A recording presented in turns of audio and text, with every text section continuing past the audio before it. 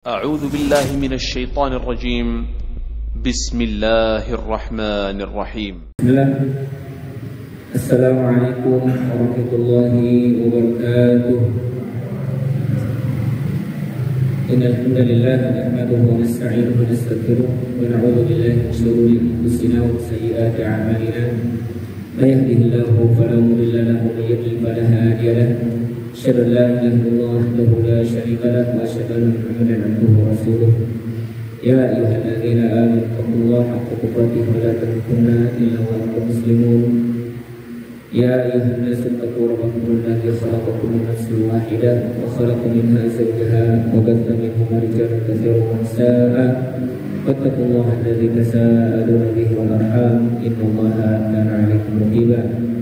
وقال يا أيها الذين آمنوا اتقوا الله وقولوا قولا سديدا يصلح لكم أعمالكم ويغفر لكم ذنوبكم ومن يطع الله ورسوله فقد فاز فوزا عظيما. أما بعد فإن أصدق الحديث كتاب الله وخير الهدي هدي محمد صلى الله عليه وسلم وشر الأمور محدثاتها وكل محدثة بدعة وكل بدعة ضلالة وكل ضلالة في النار. أما بعد Ma'asyiral muslimin dan muslimah yang semoga dimuliakan oleh Allah Subhanahu wa taala. Alhamdulillah, segala puji hanya milik Allah Subhanahu wa taala yang telah memberikan kepada kita beribu-ribu kenikmatan sehingga dengan nikmat tersebut kita masih bisa melaksanakan salah satu di antara kewajiban yang Allah wajibkan kepada kita, yaitu talabul ilm. Maka setiap nikmat yang kita dapatkan itu semua berasal dari Allah Subhanahu wa taala, sebagaimana kata Allah dalam Al-Qur'an, "Ma'akum min ni'matin fa min Allah." Tidaklah setiap nikmat yang ada pada diri kalian kecuali semua itu dari Allah Subhanahu wa taala. Maka jika kita tahu nikmat itu datangnya dari Allah, berarti kita tidak punya kesempatan untuk menggunakan kenikmatan tersebut kecuali hanya untuk berada di atas ibadah kepada Allah yang diridhai oleh Allah Subhanahu wa taala. Kemudian tak lupa kita bersalawat kepada Nabi kita Nabi Muhammad sallallahu alaihi wasallam, seorang nabi dan rasul yang mana beliau menjadi teladan bagi kita semuanya, kemudian menjadi kebaikan untuk kehidupan kita. Siapa saja mengikuti jalannya, maka kita selaku umatnya semoga mendapatkan syafaatnya nanti pada hari kiamat dan mendapatkan pula nanti telaga yang disebut telaga Al-Haud atau Al-Kautsar di padang mahsyar. Dan semoga kita juga diakui sebagai umat Nabi Muhammad sallallahu alaihi wasallam. Karena memang di antara umat Nabi Muhammad sallallahu alaihi wasallam nanti ada yang tidak diakui oleh Allah Subhanahu wa taala ketika mau minum laganya Rasul sallallahu alaihi wasallam, kemudian dihalangi oleh Allah Subhanahu wa taala. Kemudian Nabi Muhammad berkata, "Ya Allah, ashabi, ashabi, ya Allah, mereka sahabatku, sahabatku."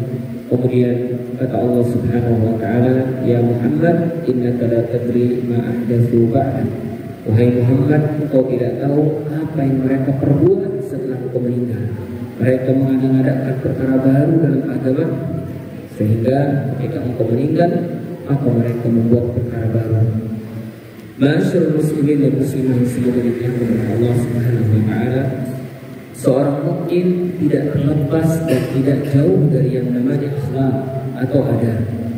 Maka dari itu Imam Bukhari rahimahullah taala menulis satu kitab yang berjudul tentang Al-Adab Al-Mufrad, yang mana di situ kitab hadis yang berisi tentang seluruh adab manusia, baik adab terhadap dirinya, adab terhadap Allah, adab terhadap makhluk yang lain, dan adab kepada sesama manusia. Maka semua itu tercantum di dalam kitab Al-Adab Al-Mufrad.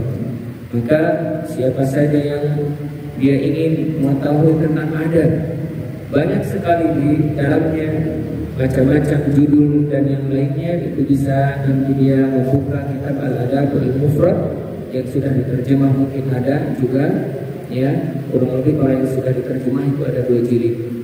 Maka kalau ingin mengetahui hadis-hadis yang berkaitan tentang adab, maka silahkan buka di situ tentang atau kitab Al-Adabu Al-Mufrad. Maka seorang muslim itu tidak akan jauh dari yang namanya akhlak atau adab, karena memang adab dan akhlak ini bagian daripada agama seseorang, bagian daripada agama seseorang.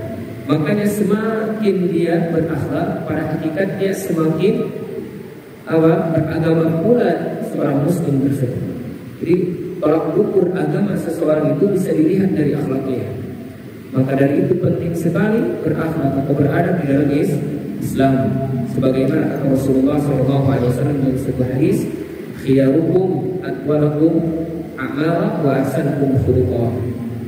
Orang yang paling baik dan sempurna di antara kalian, yaitu yang paling panjang umurnya, bagus amalnya, kemudian baik pula akhlaknya. Makanya penting sekali akhlak seorang mukmin itu, baik akhlak kepada dirinya, kepada orang tuanya, kepada saudaranya, kepada orang lain, kepada tetangganya, dan yang terpenting itu adab kepada Allah dan adab kepada Rasul Sallallahu Alaihi Wasallam. Maka kalau kita ingin memiliki akhlak yang mulia, maka tentunya kita harus mencontoh dan harus menjadikan rujukan atau teladan kita itu yang memiliki akhlak yang mulia. Siapa beliau yang memiliki akhlak yang mulia? Rasul Sallallahu Alaihi Wasallam. Makanya Rasul Sallallahu Alaihi Wasallam dipuji oleh Allah dalam Al-Quran dalam surat Al-Qalam, innaka la'ala khuluqin azim, wahai Muhammad, sesungguhnya engkau berada di atas akhlak yang mulia. Maka Allah juga mengingatkan kepada kita, laqad kana lakum fi Rasulillahi uswatun hasanah, sesungguhnya telah ada pada diri Rasulullah SAW suri tauladan yang baik untuk kalian contoh, untuk kalian ambil. Tidak perlu kita menjadi seorang nabi, tidak perlu kita menjadi seorang rasul kalau kita ingin menjadi yang terbaik. Kalau kita ingin menjadi atau memiliki akhlak yang mulia, cukup kita contoh makhluk yang terbaik, yaitu Rasul kita Sallallahu Alaihi Wasallam, karena telah Allah jadikan beliau itu sebagai suri tauladan yang baik untuk kita contoh. Terkadang kalau misalkan kita tidak memiliki akhlak yang mulia, kemudian saya bukan nabi, saya bukan rasul, yang punya salah dan mungkin kurang akhlak dan yang lainnya. Padahal nabi diutus dan dijadikan oleh Allah itu untuk kita contoh. Apa salahnya kita berusaha mencontoh apa yang ada di dalam diri Rasulullah SAW? Bahkan disebutkan juga dalam sebuah riwayatnya di dalam hadis Aisyah radhiyallahu taala anha, bahwasanya ketika ditanya bagaimana akhlaknya Rasulullah SAW, kemudian kata Aisyah radhiyallahu taala anha, beliau mengatakan, kana khuluquhul Quran, sesungguhnya akhlaknya Rasulullah SAW itu Al-Quran. Maka ada juga yang mengatakan di dalam riwayatnya bahwasanya Rasulullah SAW adalah Al-Quran berjalan. Karena apa yang ada di dalam Al-Quran itu sudah diterapkan oleh Rasul SAW. Baik akhlak yang dalam sisi kesabaran, akhlak dalam sisi menjaga kehormatan, akhlak dalam sisi memotivasi dan memberikan yang namanya keseriusan dalam berdakwah, kemudian syaja'ah, keberanian juga, itu akhlak sudah ditunjukkan. Dan akhlak juga dalam keadilan ditunjukkan oleh Rasul Sallallahu Alaihi Wasallam. Maka dari itu seorang muslim itu sangat sekali harus dan urgent sekali, penting sekali memiliki akhlak ketika mereka beragama, karena sangat penting. Bahkan seorang ulama beliau mengatakan, ketika seorang itu melakukan ibadah, maka kalau dia memiliki akhlak dan adab yang baik, maka baik pula ibadah mereka. Jadi tolak ukur ibadah seseorang baik itu dilihat juga dari baiknya akhlak mereka. Ibnu Abbas pun meriwayatkan, ketika beliau menyebutkan tentang wa innaka la'ala khuluqin azim, sesungguhnya ada Rasulullah itu adalah memiliki akhlak yang mulia, atau Rasulullah SAW memiliki akhlak yang paling agung. Kemudian kata Ibnu Abbas mengatakan sesungguhnya akhlaknya Rasulullah adalah Al-Quran. Ya, jadi di sini seorang Muslim dan Muslimah kalau dia mengaku Muslim, beriman kepada Allah Subhanahu Wa Taala dan Rasulnya, maka selayaknya dia harus memiliki yang namanya akhlak yang mulia atau adab yang baik. Karena timbangan nanti di akhirat bukan hanya di dunia, ternyata yang paling berat timbangannya dibandingkan amal-amal ibadah yang lain, yaitu akhlak yang mulia. Ingat, akhlak yang mulia ini juga bagian daripada ibadah. Akhlak yang mulia ini juga bagian daripada ibadah. Makanya pahalanya atau timbangan nanti di sisi Allah di akhirat itu jauh lebih berat dibandingkan amal-amal yang lain. Ya, sebagaimana yang disebutkan oleh Rasulullah SAW, bahwasanya Rasul mengatakan, "Ma min syai'in athqalu fil mizanil mu'min aw fi mizanil mu'min yaumal qiyamah min khuluqin hasan." Tidak ada timbangan yang paling berat di timbangan seorang mukmin pada hari kiamat kecuali memiliki akhlak yang mulia. Ya. Wa innallaha yabghadul fahish wal badwi. Sesungguhnya Allah Subhanahu wa taala membenci orang-orang yang berusaha, orang-orang yang kotor, orang-orang yang keji, orang-orang yang selalu tak memiliki akhlak yang baik atau selalu melakukan keburukan. Makanya di dalam riwayat yang lain juga Rasul menyebutkan, wa inna sahibal khuluqil hasan la yablugha darbihi darajatin sahibus shaum was shalah. Orang yang memiliki akhlak yang mulia, salatnya kurang, puasanya kurang. Maksudnya bukan puasa wajib dan bukan salat wajib. Salat sunnahnya mungkin jarang, puasa sunnahnya mungkin jarang, tapi ternyata memiliki akhlak yang mulia. Bagaimana dia menghargai orang tuanya, bagaimana dia mencintai orang tuanya, bagaimana dia menghargai saudaranya, bagaimana dia menghormati tetangganya, bagaimana dia menghormati orang lain, bagaimana dia tak merendahkan orang lain. Maka sesungguhnya kata Rasulullah, dia bisa memperoleh derajat orang-orang yang suka berpuasa dan suka sholat. Masya Allah, luar biasa akhlak yang mulia ini. Makanya di dalam kitab Madarijus Salikin atau di dalam kitab Madarijus Salikin yang ditulis oleh Syekh Ibnu Qayyim Al-Jauziyah rahimahullah, beliau mengatakan salah satu di antara ciri orang yang memiliki akhlak yang baik itu akan terlihat biasanya di dalam 4 perkara. Apa itu 4 perkara? Ya, orang yang memiliki akhlak yang mulia ini, ya, maka akan terlihat dari 4 perkara. Apa kata beliau, kata Ibnu Qayyim Al-Jauziyah rahimahullah, akan terlihat dari kesabarannya. Orang yang memiliki akhlak yang mulia akan terlihat dari kesabarannya.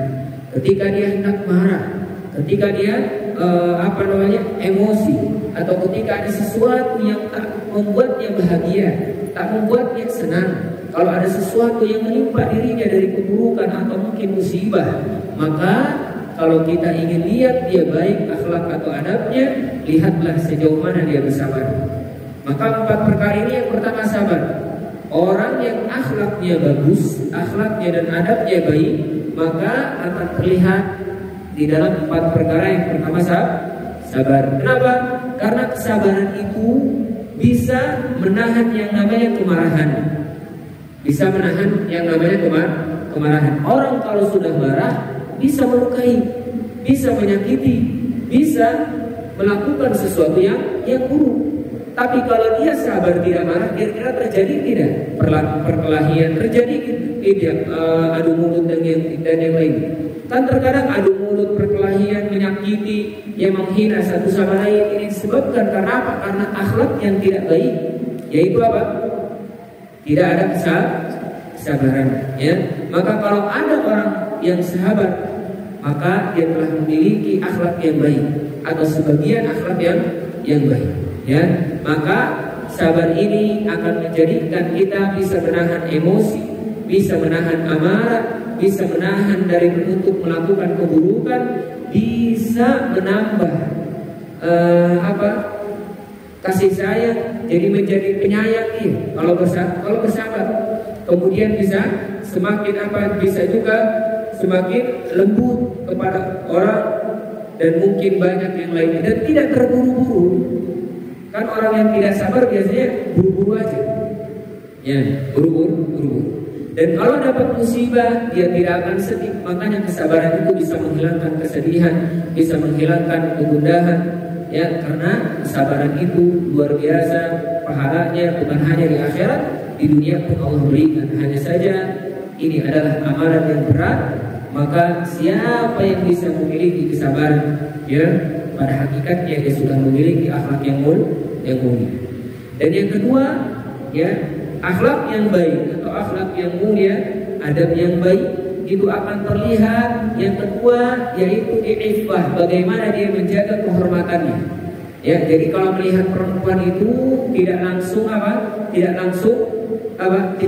dia realisasikan dengan ucapan dia, wah perempuan misalkan cantik, atau sebaliknya perempuan, wah laki-laki ganteng misalkan, atau melihat sesuatu yang kira-kira menjadikan dia bahagia, baik dari perkara dunia atau mungkin perkara-perkara yang lainnya, ya, maka dia berusaha menjaga dirinya, menjaga kehormatannya, ya, tidak menurunkan wibawahnya.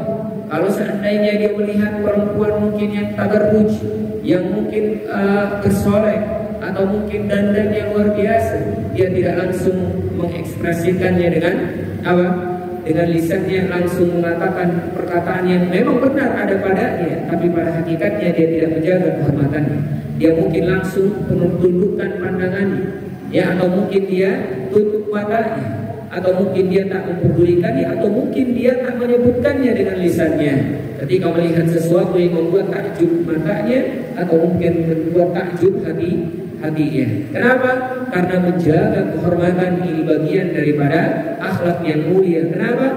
Karena al-iffah, menjaga kehormatan, tahmilu ala istinabur wada'il, mencegah atau melindungi, menjauhkan dari perbuatan-perbuatan kotor, dari perbuatan-perbuatan tercela, dari perbuatan-perbuatan terhina, minal qawli, dari ucapan dan yang lain.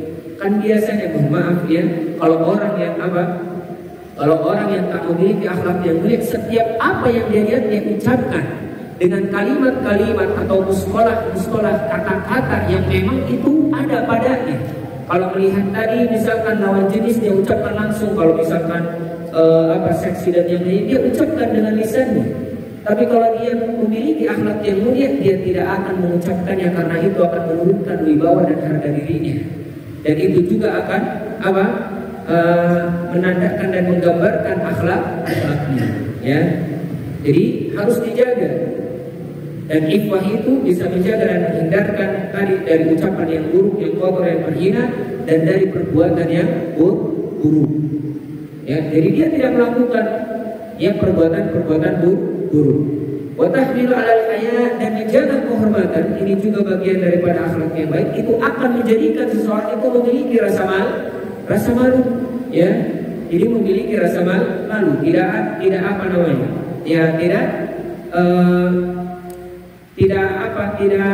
putus urat malunya. Tidak putus urat malunya. Enggak semua apa yang dia suka, apa yang dia lihat, apa yang dia senangi langsung didatangi, langsung dilakukan. Tapi dia memiliki rasa malu. Dia malu terutama kepada Allah Subhanahu wa taala, karena dia menjaga kehormatannya. Dan ini bagian daripada akhlak yang mulia, akan terlihat tadi dalam dia menjaga kehormatannya, ya. Dan mungkin dia akan menghindari yang namanya perbuatan keji, bakhil, ya, tidak pelit, kemudian tidak bohong, tidak pendusta, kemudian tidak menggibah, tidak mengadu domba dan yang lainnya. Ini orang yang menjaga kehormatan, dan dia lebih senang menyendiri daripada banyak bergaul atau tetapi menurunkan dan tak menjaga kehormatannya. Kemudian Asy-syaja'ah ini maksudnya apa? Berani dia. Jadi akhlak yang mulia menjadikan dia berani. Makanya kalau kita ingin melihat orang yang memiliki akhlak yang mulia, lihat juga keberaniannya dalam melakukan kebaikan. Kan terkadang kita berbeda. kalau mau melakukan itu malu sama orang, malu. Ya terkadang yang kita dengarkan itu ucapan manusia, baik buruknya ucapan manusia kalau kita ikuti tidak akan pernah kita dapatkan ucapan mereka. Baiknya kita tetap dinilai buruknya apalagi ya tidak akan ada baiknya. Maka orang yang memiliki akhlak yang mulia itu juga nanti berpengaruh kepada keberaniannya. Ketika mau datang ke kampung orang dia nggak kenal, kalau dia memiliki akhlak yang mulia, dia berani untuk melakukan kebaikan, ucapkan salam assalamualaikum. Ya, karena ini juga bagian daripada apa? Bagian daripada ibadah yang butuh keberanian. Ya, kemudian mencegah perbuatan keji dan munkar, terkadang mengingatkan saudara itu juga butuh keberanian. Ya, maka dari itu akhlak yang mulia ini juga akan terlihat ya dari keberaniannya melakukan kebaikan. Kenapa? Karena tadi keberanian ini akan membawa kepada apa? Kekuatan diri atau jiwa siapa? Orang yang memiliki keberanian tersebut. Kemudian bisa menasehati, mengajarkan kebaikan. Ya, bahkan ketika berani bukan berarti berani itu petantang petenteng ya. Bukan berarti pemberani itu petantang petenteng semua orang dilawan, bukan. Yang dimaksud di sini akhlak yang mulia berkaitan juga atau berpengaruh juga kepada keberanian. Maksudnya keberanian dalam melakukan kebaikan. Ada orang mau sholat malu, ada orang mau sholat gak enak, ada orang mau melakukan kebaikan gak ini gak itu. Ya kan? Mengucapkan salam saja kan terkadang masih berat kita kalau kepada orang yang nggak kenal. Bahkan kalau ke orang yang kita benci, orang yang tidak kita suka, terkadang tidak ada keberanian, diam-diam baik, cicing-cicing. Sedangkan di situ dibutuhkan keberanian, benar tidak? Dibutuhkan keberanian. Ya, maka kalau kita ingin melihat akhlak kita yang mulia, coba keberanian kita apakah ada di situ dalam melakukan kebaikan? Ya. Kalau tidak ada, berarti menandakan akhlak kita di situ masih kurang, ya mungkin belum sempurna atau mungkin butuh kita usahakan. Ya. Bukan berarti berani itu tadi ke semua orang petantang petenteng, tentang ini berani, saya mau berani ke semuanya, itu kan bagian dari akhlak yang mulia. Bukan ini yang dimaksud. Karena keberanian yang dimaksud di sini kata Rasulullah SAW, kalau berani ke semua orang itu bukan berarti dia berani untuk berbuat dan yang lainnya, bukan. Tapi dia berani di situ mengingatkan kebaikan. Apa kata Rasulullah di dalam sebuah hadis? Bahwasanya beliau bersabda, "Laisa syadidu bisur'ah." Bukan yang kuat itu orang yang kuat berduel. Bukan yang kuat itu orang yang kuat berantem baik dengan fisik atau lisannya, bukan. Wa innamas syadidul ladzi yamliku nafsahu indal ghadab. Ini juga butuh keberanian. Ya, berani mengalah, ya kan? Kata Rasulullah, sesungguhnya orang yang kuat itu orang yang bisa menguasai dirinya ketika marah. Kira-kira ketika marah butuh nggak keberanian?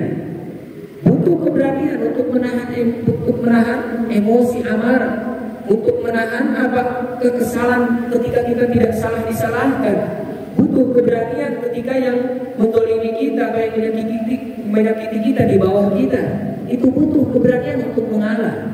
Maka akhlak yang mulia itu akan berpengaruh kepada apa? Kepada keberanian seseorang. Orang yang selalu berani sama orang itu belum tentu belum tentu yang dimaksud di sini memiliki akhlak yang mulia. Kalau dia bukan berani untuk melakukan kebaikan. Tapi kalau seandainya dia beraninya kepada melakukan kebaikan kepada semua orang, sudah jelas, ya berarti dia memiliki akhlak yang baik. Masyaallah muslimin dan muslimat, semoga dimuliakan oleh Allah Subhanahu wa taala. Kemudian akhlak yang mulia juga bisa terlihat dalam al-adlu, keadilan. Keadilan seseorang menandakan akhlak yang baik juga. Baik mungkin terhadap mungkin terhadap dirinya. Ya, adil terhadap dirinya maksudnya apa? Allah berikan waktu kepadanya, ada untuk istirahat, ada untuk mungkin beraktivitas. Jangan sampai kita tidak adil kepada diri kita. Sudah siang beraktivitas, malam masih beraktivitas. Adil atau tidak? Tidak adil, maka dia pada hakikatnya tidak memiliki akhlak atau adab yang baik kepada dirinya. Mungkin adil dalam kepada dirinya dalam berpakaian, Ya, maksudnya apa dalam berpakaian? Ketika dia mau pergi kondangan misalnya, atau mungkin pergi ke suatu acara yang mungkin acaranya duniawi, pakaiannya rapi, minyak wangi pun luar biasa. Tapi ketika mau ibadah hak dia dengan Allah, tapi ternyata dia memberikan pakaian kepada tubuhnya pakaian yang biasa atau compang camping. Ini juga bagian daripada ketidakadilan terhadap diri, ya. Atau mungkin adil terhadap orang lain, atau mungkin dalam keluarga adil terhadap anak. Ini juga bagian daripada akhlak yang baik. Ya, adil kepada anak itu maksudnya apa? Jangan sampai membeda-bedakan antara anak. Makanya sangat diancam. Kata Allah dalam Al-Quran, wa'dilu baina auladikum. Hei manusia, berbuat adillah kalian terhadap anak-anak kalian. Jangan sampai kau zalim terhadap satu dengan yang lainnya. Ya, jangan sampai engkau sayang kepada anak satu kemudian tidak menyayangi anak yang dua. Engkau beri anak satu, yang kedua, yang ketiga dia tidak engkau beri. Maka ini bagian daripada ketidakadilan seseorang dalam rumah tangganya kepada anaknya. Kepada istri-istrinya misalkan kalau dia punya 2 istri, 3 istri, 4 istri, maka ini pun harus diberikan keadilan. Tak boleh dia apa? Tak boleh dia mentang-mentang cintanya kepada istri kedua, istri ketiga, istri keempat, misalkan istri pertamanya diabaikan, tidak boleh.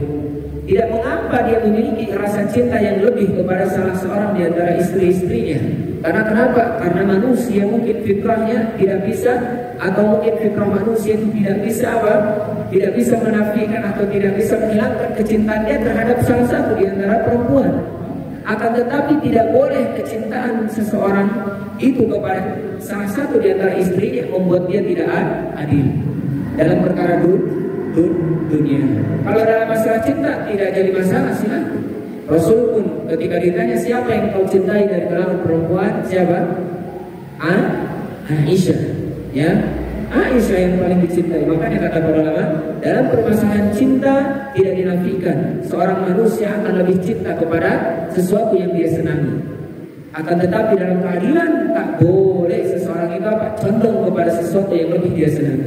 Di zaman kita berbeda. Kalau dia senang kepada sesuatu, hadirnya kepada yang dicintai. Kepada yang tidak dicintai, tidak hadir. Tidak diberikan ini dan itu. Maka ini apa? Bagian daripada ketidakadilan dalam rumah tangga. Ketidakadilan kita misalkan kepada saudara-saudara kita, teman-teman kita sesama muslim, itu juga banyak terkadang, ya. Apa maksudnya? Terkadang kita menzalimi dia, terkadang kita mungkin menyakiti dia, terkadang mungkin kita berbuat buruk kepadanya. Ini juga bagian ketidakadilan. Dan ingat, keadilan itu di dalam perkara atau di dalam urusan kita, maka akan membawa kepada akhlak yang mulia, ya. Kemudian apa? Tidak merendahkan, tidak memudah-mudahkan, dan tidak menganggap berlebihan. Tidak berlebihan, tidak memudahkan. Dia akan di pertengahan. Mu'tadil itu artinya pertengahan. Makanya adil itu tawassut, pertengahan. Ya. Maka dalam segala sesuatu dia akan pertengahan, tidak buruk, tidak berlebihan, tidak memudahkan. Itu kalau memiliki sifat adil. Dan ini 4 perkara ini tadi: sabar, al-iffah, menjaga kehormatan, kemudian asyaja'ah, keberanian, kemudian apa? Al-adil, keadilan atau memiliki sifat adil. Ini bagian daripada akhlak yang mulia. Dan orang yang akan terlihat kebaikannya atau akhlak yang mulia dan adab yang baiknya itu dari 4 perkara ini.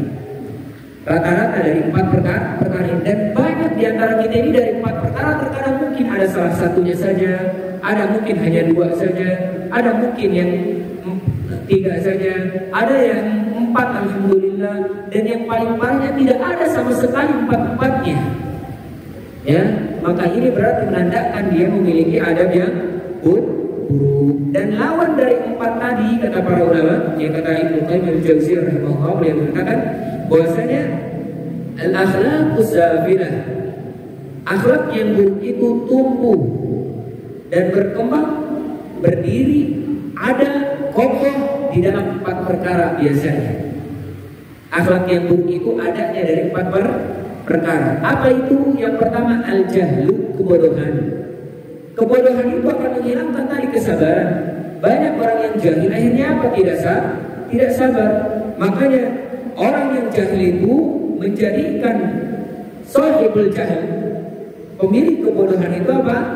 Melihat seolah-olah baik sesuatu yang dianggap buruk oleh Allah Subhanahu wa taala. Jadi orang yang jahil itu akan melihat keburukan itu seolah-olah baik. Melihat kotoran itu, sesuatu yang kotor itu seolah-olah bersih.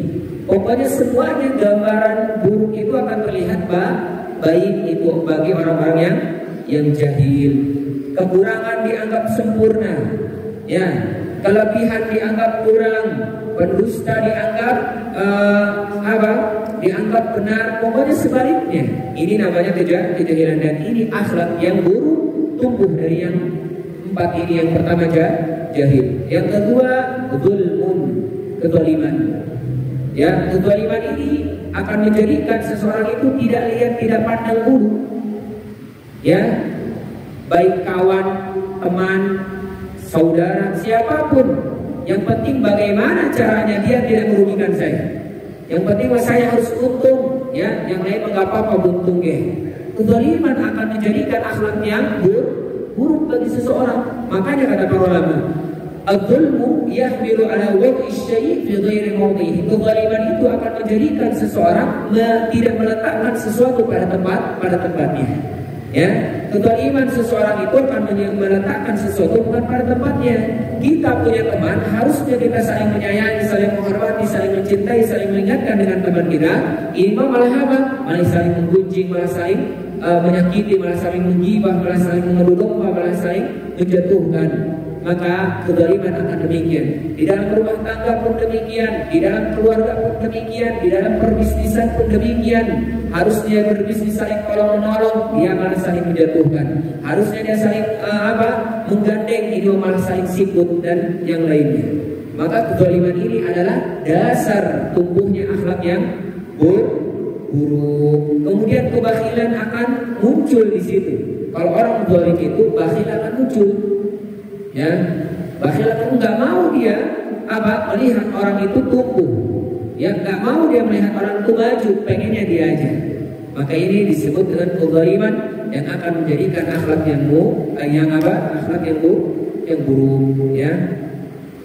Kemudian orang yang zalim itu menjadikan pemilik kezaliman itu suka marah, tidak ridho, ya, suka marah. Pokoknya banyak perkara-perkara keburukan kalau dia melakukan kezaliman. Yang ketiga, berkembang akhlak yang buruk itu disebabkan karena syahwat. Syahwat. Apa itu syahwat? Syahwat itu bukan keinginan kita kepada perempuan atau bahasa kita hawa nafsu. Syahwat itu umum. Kalau dalam bahasa Arab mungkin maknanya juga iradah, keinginan yang tinggi kepada sesuatu yang diinginkan. Ya, kita menginginkan dunia dan kemudian sangat mengejar dunia itu juga termasuk pengikut pengikut syahwat. Ya, pengikut syahwat. Makanya kata para ulama, syahwat ini akan membawa ya seseorang supaya supaya menjadi orang yang syuh. Syuh itu bakhil di atas kebakhilan, kumat bin pelit. Ya. Kemudian akan menjadikan seseorang itu bakhil. Makanya di dalam Al-Quran ada bakhil, ada syuh. Apa itu bakhil? Apa itu syuh? Allah menyebutkan dalam Al-Quran, wa may yuqa syuhha nafsihi fa ulaika humul muflihun. Siapa yang dicegah oleh Allah dari rasa kikir, rasa pelitnya, maka dia telah beruntung. Ya, kalau bakhil itu orang yang kalau bakhil itu orang yang tak mau hartanya dimakan orang lain. Dia aja yang memakan. Ya, dia aja yang makan, mungkin dengan keluarganya, itu pun mungkin karena kewajiban dia harus memenuhi keluarga. Kalau tidak, mungkin tidak mau diberikan keluarga. Itu namanya bakhil. Tapi kalau syuh lebih parah dari itu. Jangankan orang lain, jangankan keluarganya, dirinya saja nggak mau mengorbankan apa yang sudah dia cari. Yang lebih baik kelaparan daripada uang tabungannya kepake. Ya. Tapi kalau orang bakhil biasanya apa? Biasanya kalau orang bakhil nggak mau hartanya kepake orang lain. ya biasanya ditraktir oleh orang lain, ya giliran ketika tidak punya, giliran dia punya, temannya tidak punya, nggak mau mengeluarkan untuk menraktir orang lain. Kamu nggak punya itulah, nggak mau saya, ya kan, nggak punya uang saya, padahal mungkin dia sedang memiliki harta atau mungkin memiliki kelebihan. Maka ini bakhil. Tapi kalau syuh lebih parah daripada itu. Jangankan untuk orang lain, untuk dirinya saja dia tidak mau mengeluarkannya. Dan dua-duanya ini keburukan. Penyebabnya adalah syahwat, ya. Dan syahwat ini akan menjadikan seseorang itu tidak memiliki kehormatan. Masa bodoh, nggak punya rasa malu.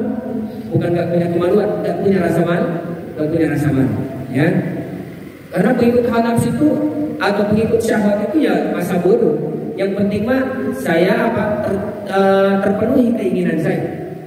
Nggak punya rasa malu lagi.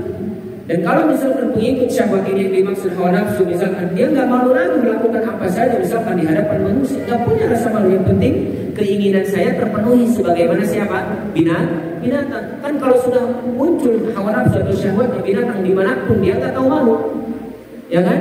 Melakukan hal yang naudzubillah, ya. Maka apa? Maka syahwat ini menjadikan akhlak seseorang tidak baik. Kemudian al-ghadab, marah. Ternyata suka marah ini salah satu di antara tanda akhlak yang tidak baik. Jadi bukan orang yang marah itu bukan berarti pemberani dan kuat, bukan. Justru orang yang suka marah ini menandakan apa? Menandakan orang yang apa? Orang yang tak memiliki akhlak yang baik. Maka ini hati-hati kita. Semuanya yang ngaji di sini baik dimanapun, maka hati-hati dengan kemarahan ini. Sedangkan Rasulullah mengatakan la taghdab, jangan marah untuk musuh. Ya, untuk musuh sudah. Kenapa? Karena kemarahan itu akan membawa kepada kesombongan. Orang yang suka marah itu biasanya merasa paling tinggi di hadapan orang lain, dibandingkan orang lain merasa paling tinggi. Ya, jadi orang yang selalu melampiaskan amarahnya itu terkadang merasa tinggi daripada orang lain. Orang lain nggak ada apa-apanya. Ya, itu biasanya. Makanya kenapa dilarang oleh Rasulullah Shallallahu Alaihi Wasallam. Wal haqdu, kemudian ghadab atau marah itu dia akan membawa kita kepada apa? Akan membawa kepada kita haqdu, benci kepada seseorang. Jadi lihat orang itu benci aja kayaknya. Ya. Gak ada suka-sukanya. Lihat muka seseorang itu kayaknya apa? Kehul banget. Ya itulah kemarahan. Jadi bukan menandakan keberanian marah itu, bukan, tapi menandakan akhlak yang buruk. Wal hasad, dan orang yang pemarah itu biasanya yang suka marah melampiaskan kemarahannya pasti hasad. Tidak mungkin tidak hasad, kata para ulama. Pasti akan ada kehasadan di situ. Pasti, ya ada hasad. Wal udwan, dan pasti banyak permusuhan. Orang yang pemarah yang melampiaskan kemarahannya, ya dia pasti banyak permusuhannya, wasuhmu, dan apa? Dan keributannya. Maka dari itu masyaallah muslimin dan muslimah yang semoga dimuliakan oleh Allah, inilah 4 perkara yang menjadikan akhlak kita tidak baik. Yang pertama apa tadi? Al-jahl, kejahilan. Yang kedua, kezaliman. Yang ketiga, syahwat. Dan yang keempat, al-ghadab, kemarahan, emosi, ya. Maka Rasulullah SAW menganjurkan kita untuk apa?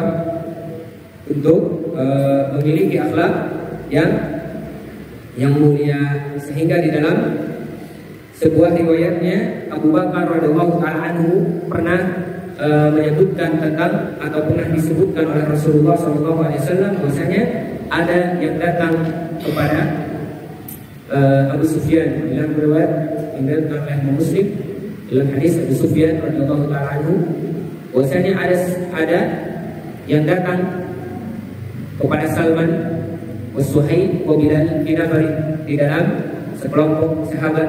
Kemudian faqalu, dikatakan kepada mereka berkata, wallahi ma akhadat suyufullahi min unuqi aduwillah, sungguhnya tidak akan pernah bisa memenggal leher-leher musuh-musuh Allah, kata mereka. Faqala Abu Bakar berkata, ataquluna hadza li syekh Quraisy wa sayyidihim, apakah engkau katakan ini kepada pemimpin Quraisy dan tuan mereka? Kemudian ya Abu Bakar mendatangi Rasulullah, kemudian menyebutkan tentang ucapan tadi, ucapan Bilal, ucapan Salman dan ucapan Suhaib. Kemudian Rasulullah mengatakan kepada Abu Bakar, ya Abu Bakrin, wahai Abu Bakar, la'allaka adabtahum, wahai Abu Bakar, boleh jadi engkau memarahi mereka. Kemudian la in kunta adabtahum, kalau engkau memarahi mereka, laqad adabta rabbak, maka engkau telah memarahi Rabbmu. Ya. Kemudian fatahum Abu Bakar, kemudian Abu Bakar mendatangi Bilal, mendatangi Salman dan mendatangi Suhaib. Kemudian Abu Bakar berkata, ya ikhwata, wahai saudara-saudaraku, adabtukum, apakah aku memarahi kalian? Kemudian kata mereka, la yaghfirullahu laka ya akhi, semoga Allah mengampuni dosamu wahai akhi, saudaraku Abu Bakar.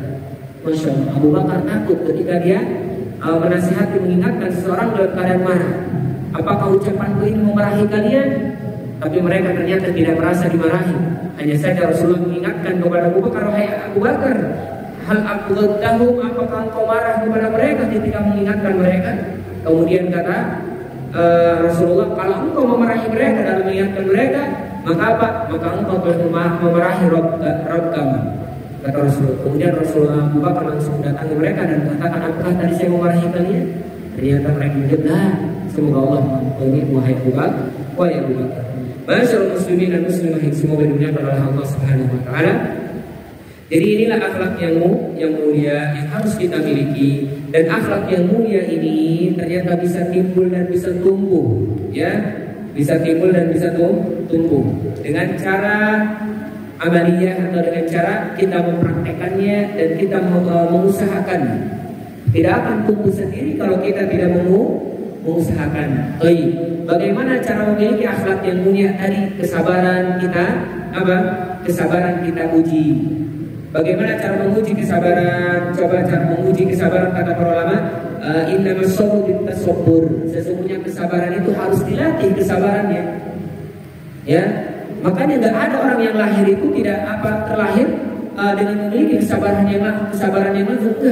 Butuh apa? Dilatih, dan latihnya itu harus dengan ilmu dan harus dengan mempraktekannya itu. Bagaimana cara bersabar menahan misalkan kesulitan, bagaimana menahan emosi, bagaimana menahan musibah, menahan kesedihan, itu juga harus dilatih. Kalau tidak dilatih, maka tidak ada timbul yang namanya kesabaran.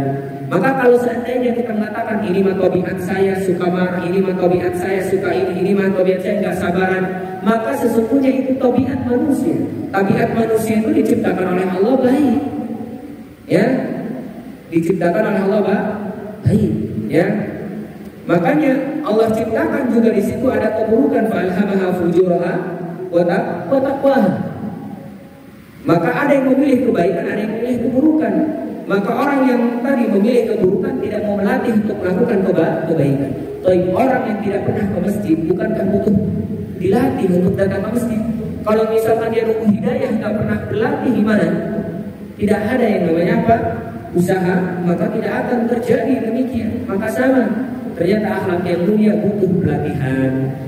Kalau kita ingin memiliki kesabaran, itu butuh yang namanya pelatihan sabar. Ya, bagaimana kata para ulama caranya? Salah satu di antaranya, coba siapkan harta kita, ya, yang mungkin kita berat untuk mengeluarkannya, kita berusaha mengeluarkan. Kemudian kalau kita misalkan suka makan, coba sabar untuk berpuasa, sabar untuk berbuka dengan makanan yang ringan. Yang kalau misalkan kita suka makan banyak, ketika berbuka coba makan yang ringan, tidak berlebihan. Itu juga cara melatih kesabaran. Kemudian latih kehormatan, bagaimana menjaga kehormatan. Salah satu cara melatihnya ketika kita jalan misalkan, ya, kemudian melihat sesuatu yang kita anggap itu adalah sesuatu yang menakjubkan, apalagi berkaitan tentang yang haram, melihat perempuan atau melihat sesuatu yang haram misalkan, itu juga harus kita tundukkan pandangannya. Apa kata Rasulullah kepada Ali bin Abi Thalib? Ya Ali, la tutbi'un nadrata nadra. Wahai Ali, jangan engkau ikuti pandangan yang pertama dengan pandangan yang kedua. Fa innal qalbuna wa riqalatan tsaniyah. Sesungguhnya untukmu yang pertama, tapi tidak yang kedua dan yang seterusnya. Maksudnya kalau engkau melihat yang pertama itu untukmu, ya, tapi jangan sampai Jangan sampai engkau terus kedua, ketiga, keempat. Karena kalau yang kedua, ketiga, keempat itu bukan untukmu, hanya pertama untukmu. Maksudnya apa di sini? Di sini kata para ulama dalil supaya menunjukkan pandangan supaya terjaga kehormatan kita. Yang melihat sesuatu yang menggiurkan kita tidak tertarik juga, tidak terbawa-bawa melihat orang yang sukses misalkan dari segi dunianya, kita juga tidak langsung tertarik. Boleh jadi kita tidak mengetahui usahanya apakah halal apakah haram, jadi kita tidak langsung tergiur, berjagalah diri kita. Ini maka terkadang banyak orang yang melihat Masya Allah sukses katanya, ayo jadilah sukses seperti kami, ini dan itu. Akhirnya dia juga tergiur di situ. Dia tidak melihat apa perjuangan yang dilakukan dia bisa sukses. Ternyata apa? Sukses dunia maksudnya. Ternyata yang dilakukan mungkin menghalalkan yang haram, ya, dan mengharamkan yang halal.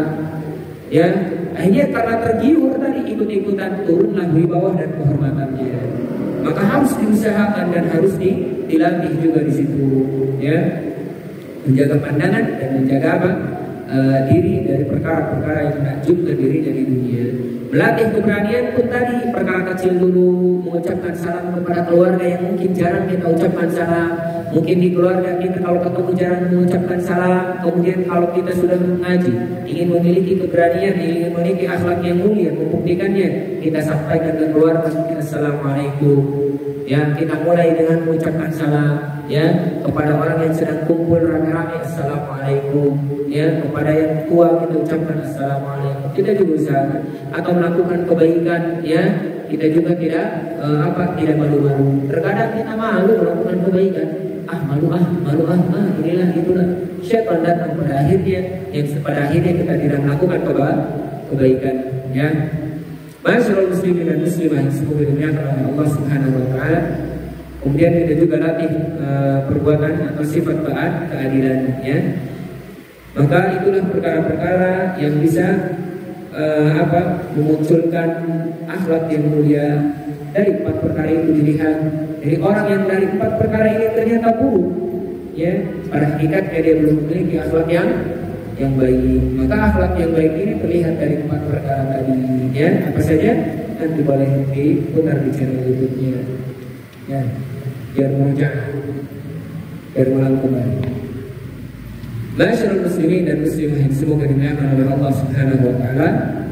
Akhirnya apa? Kalau kita tidak memiliki akhlak yang mulia, berarti kalau kita tidak memiliki akhlak yang mulia, maka perbuatan haram pun akan kita anggap remeh. Dan banyak manusia yang meremehkan perbuatan haram. Kalau sudah memiliki akhlak yang buruk, tidak memiliki akhlak yang mulia, ya. Apa salah satunya perkara haram yang banyak diremehkan oleh kaum muslimin, oleh manusia pada umumnya, wabil khusus kaum muslimin? Salah satu yang pertama di antaranya kata para ulama, yaitu annal kadhib 'ala Allah wa rasul, dusta terhadap Allah dan Rasulnya. Banyak kedustaan terhadap Allah dan Rasulnya, menghalalkan yang haram dan mengharamkan yang halal, dan ini termasuk dosa yang besar. Apa penyebabnya? Karena akhlak yang tidak baik. Akhirnya apa? Mengada-ngadakan ucapan yang bukan dari Allah dan Rasulnya. Padahal itu nanti akan diminta pertanggungjawaban oleh Allah Subhanahu wa taala, ya. Inna sam'a wal basara wal fuad, ya. Sesungguhnya pendengaran, penglihatan, ulaika semua itu pasti akan diminta pertanggungjawaban oleh Allah Subhanahu wa taala nanti pada hari kiamat. Ya. Kemudian Rasulullah juga mengatakan, man kadzdzaba alayya muta'ammidan falyatabawwa maq'adahu minan nar. Siapa yang mengada-ngadakan ucapan yang bukan dariku, kata Rasulullah, maka dia sudah disiapkan tempat duduknya di neraka. Waliyadzubillah, banyak orang yang mengadakan hadis palsu yang mengatakan ini dari Rasul, ini sunnah Rasul, ini itu. Ada juga yang mengharamkan yang halal, ada juga yang menghalalkan yang haram. Banyak ini di antara tanda akhlak yang tidak baik, ya. Banyak yang menghalalkan riba sekarang. Kalau nggak riba masih susah. Benar tidak? Nggak bisa hidup. Banyak sekali. Banyak yang menghalalkan khamar, banyak yang menghalalkan emas atau cincin yang dipakai oleh para laki-laki, ya. Akhirnya banyak laki-laki yang memakai emas, kalung ataupun gelang ataupun cincin, ya. Ada juga yang menghalalkan alat musik, sebagaimana kata Rasulullah SAW, ya. Akan datang suatu masa yang menghalalkan apa? Wal harir wal, akan datang suatu zaman yang umatku menghalalkan harir, sutra, menghalalkan zina, menghalalkan alat musik, dan menghalalkan apa lagi? Minuman keras. Ya, benar. Ini juga bagian daripada akhlak yang tidak baik. Ya. Kemudian di antara akhlak yang tidak baik juga nanti akan timbul bermudah-mudahan dalam melakukan perbuatan haram dianggap biasa, yaitu menyakiti hamba-hamba Allah Subhanahu wa taala, menyakiti kaum muslimin, baik dengan lisannya, perbuatannya, baik dengan sikapnya. Ini juga terkadang banyak dilakukan oleh kaum muslimin, menganggap remeh perkara yang haram, padahal Allah mengatakan dalam Al-Quran, ya walladzina yu'dhuna al-mu'minina wal mu'minat bighairi maktasabu faqad ihtamalu buhtanan wa ithman mubina. Siapa yang menyakiti orang mukmin laki-laki dan mukmin perempuan, mukminah perempuan, maka sesungguhnya atau tanpa sebab yang pasti atau tanpa sebab yang dibolehkan oleh Allah, maka dia telah membawa ya buhtana wa ithma mubina, ancaman, ya tuduhan dosa yang nyata. Kan kita boleh menyakiti kaum muslimin, tapi dengan syarat, ya dibolehkan oleh syariat. Dan menyakiti itu bukan berarti kita benci kepadanya, tapi perbuatannya. Ya boleh, ya ketika ada yang berzina, ya kemudian apa? Kita asingkan, itu boleh, tapi bukan membenci apa dirinya. Kalau dia bertobat, maka tak boleh kita membencinya. Ya, nah, tapi yang kita benci apa? Perbuatannya. Tapi terkadang kita banyak yang membenci kaum muslimin tanpa ada sebab. Kita membenci kaum muslimin, bahkan dia pun sudah baik. Yang suka sholat dibenci, yang berusaha menjalankan sunnah dibenci, yang berusaha melakukan kebaikan dibenci. Kan orang baik sekarang nggak dibenci, orang buruk baru disayangi. Benar tidak? Maka kaum muslimin zaman sekarang luar biasa. Hadanallahu wa iyyakum, semoga Allah memberikan hidayah kepada kita semua. Bahkan Allah dalam diskusi mengatakan, innallaha qala, Allah bersabda dalam diskusi, man adali waliyan faqad adantuhu bil harb. Siapa yang memusuhi wali-waliku, maka pada hakikatnya dia telah mengumumkan perang denganku, kata Allah Subhanahu wa taala. Maka hati-hati ya, menyakiti kaum muslimin bagian daripada akhlak yang tercela, yang perbuatan haram ini banyak diremehkan oleh kaum muslimin, dianggap biasa. Kita menyakiti dengan mata kita, menyakiti dengan perbuatan kita, menyakiti dengan yang lainnya banyak sekali. Ya hati-hati menyakiti dengan perbuatan pun banyak. Contohnya apa? Buang sampah sembarangan di depan rumah orang, misalnya di tempat, di tanah orang, ya itu juga bagian menyakiti dengan perbuatan, ya. Atau mungkin dengan sikap, ya mendiamkan tanpa sebab, pahewa-hewa lah bahasa kita yang biasanya terjadi di ibu-ibu rata-rata, tapi nggak semuanya insya Allah, yang di sini mah enggak. Tapi rata-rata ibu-ibu biasanya pahewa-hewa, ya nggak ngomong dengan ucapannya, nggak menyakiti dengan ucapannya, nggak menyakiti dengan perbuatannya, tapi dengan sikapnya. Datang temannya dibiarin aja, misalkan sambil buang muka. Atau datang orangnya mungkin murat-merat mulutnya atau matanya kepada teman yang lainnya, menandakan apa? Ada sebulan, jangan dekat-dekat, ayo kita pergi. Datang sebulan dulu, jalan. Itu juga bagian daripada menyakiti kaum muslimin dengan sikapnya. Maka hati-hati, tidak boleh. Dan ini bagian daripada akhlak yang tercela. Masyaallah muslimin dan muslimah yang semoga dimuliakan oleh Allah Subhanahu wa taala. Insyaallah nanti kita lanjutkan billahi taala di pertemuan yang selanjutnya tentang min akhlaqil mukmin, bagian daripada pembahasan kitabul adabul mufrad, yaitu ada pembahasan min akhlaqil mukminin, di antara akhlak orang-orang yang beriman. Tadi kita bahas salah satunya di antara akhlak yang buruk, ada nanti di antara akhlak yang baik. Insyaallah mungkin kita akan bahas di pembahasan kitab al-adabul mufrad billahi taala. Itu saja mungkin pembahasan kita pada malam hari ini. Aku melihat dan astagfirullah wa lakum wa li sayyidil muslimin wal muslimat min kulli dhanbin wa khati'atin. Assalamualaikum warahmatullahi wabarakatuh.